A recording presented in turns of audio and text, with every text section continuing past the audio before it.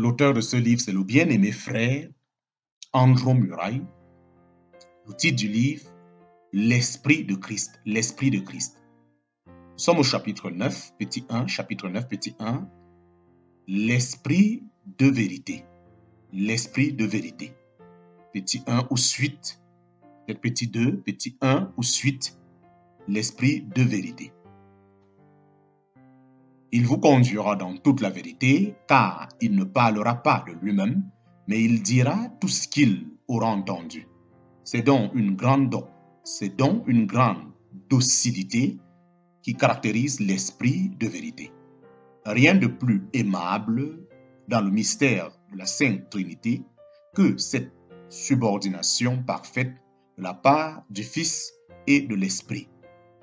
Malgré la divine égalité qui les unit au Père, le Fils a pu réclamer à bon droit que tous honorent le Fils comme ils honorent le Père. En parenthèse, Jean chapitre 5, verset 23. Et pourtant, il ne croit pas déroger en disant « Le Fils ne peut rien faire de lui-même. Ce que j'ai entendu de lui, je le dis. » En parenthèse, Jean chapitre 5, verset 19 et Jean chapitre 8, verset 26. Il en est de même aussi de l'esprit de vérité. Jamais il ne parlera de lui-même. C'est là aussi la disposition d'esprit qu'il inspire à ceux qui le reçoivent. De jour en jour, l'esprit de vérité reçoit toutes choses de Dieu. Il sait garder le silence et ne dire que ce qu'il a entendu. Imitons-le.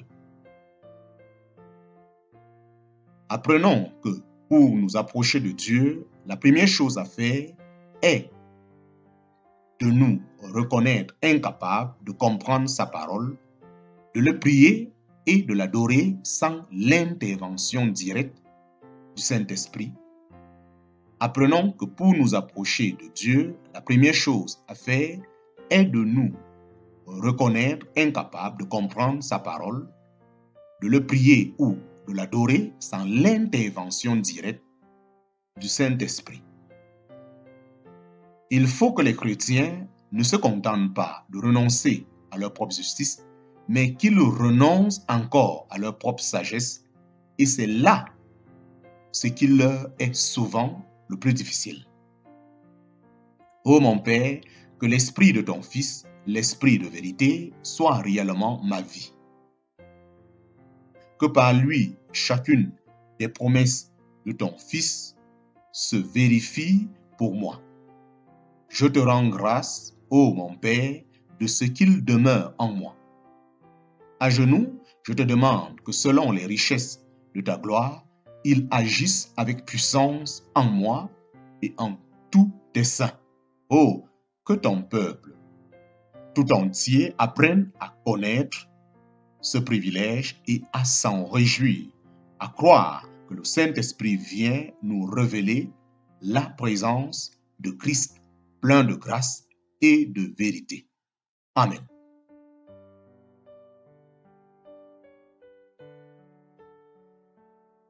Apprenons que nous nous approchons de Dieu. Apprenons que pour nous approcher de Dieu, la première chose à faire est de nous reconnaître incapables de comprendre sa parole, de le prier ou de l'adorer sans l'intervention directe du Saint-Esprit. Il faut que les chrétiens ne se contentent pas de renoncer à leur propre justice, mais qu'ils renoncent encore à leur propre sagesse, et c'est là ce qui leur est souvent le plus difficile. Ô mon Père, que l'esprit de ton Fils, l'esprit de vérité, soit réellement ma vie. Que par lui chacune des promesses de ton Fils se vérifie pour moi.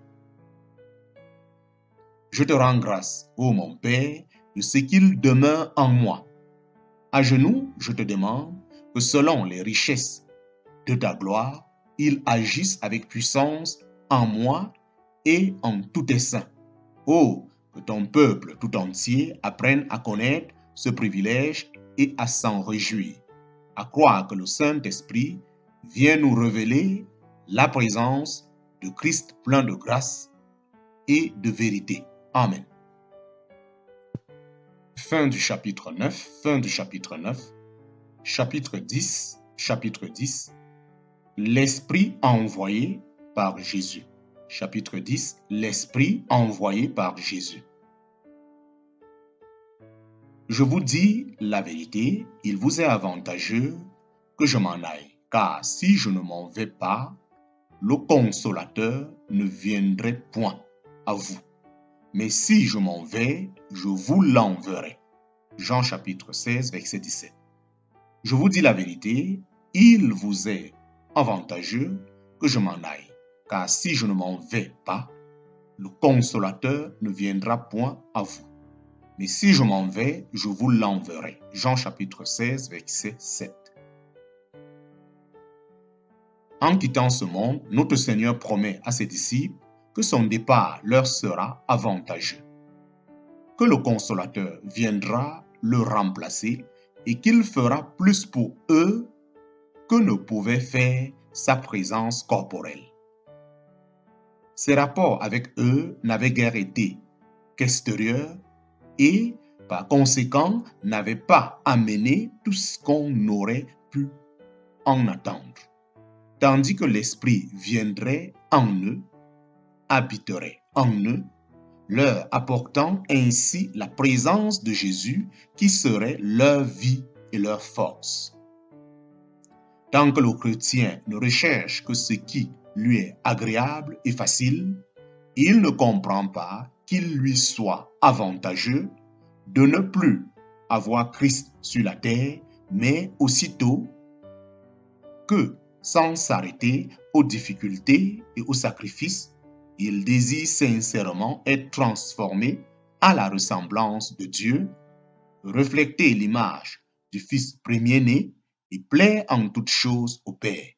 Il pense avec bonheur et gratitude au départ de Jésus, puisque c'est à cette condition-là que l'Esprit de Christ peut à présent devenir son esprit et le faire vivre de la vie à la foi.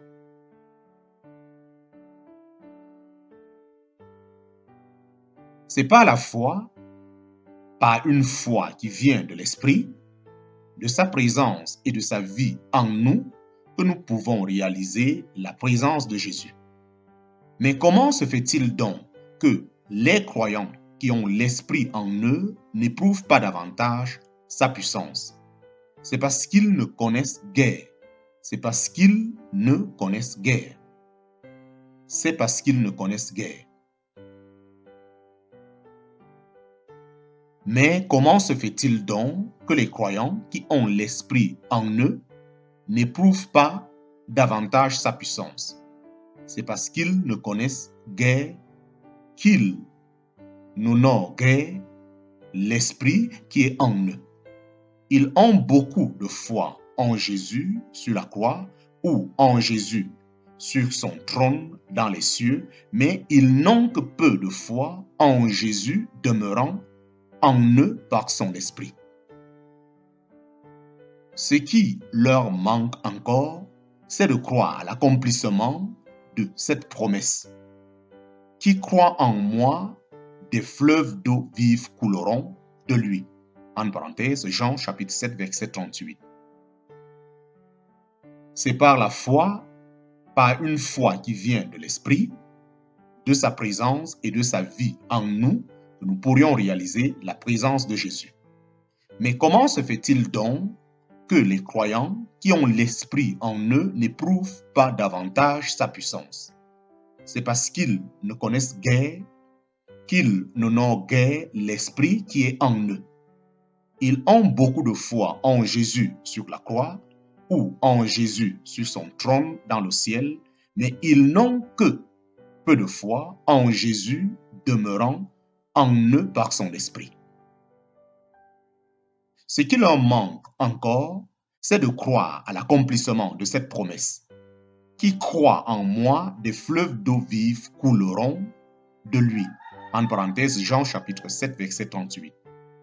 Si nous voulons avoir la véritable foi du cœur, Regardons au-dedans de nous et avec humilité, attendons du Saint-Esprit qu'il fasse là son œuvre en nous. Mettons au pied de Jésus toute volonté, toute sagesse propre et là attendons tranquillement avec foi. Nous acquérons ainsi la certitude que l'Esprit est en nous, que sa vie divine se développe au-dedans de nous. Si nous l'honorons ainsi, si nous renonçons à agir par nous-mêmes pour compter sur lui, il ne nous laissera pas confus. Il fera réellement son œuvre en nous. Il fortifiera d'une force nouvelle notre vie intérieure. Il nous donnera une foi vivante. Il nous révélera la présence de Jésus.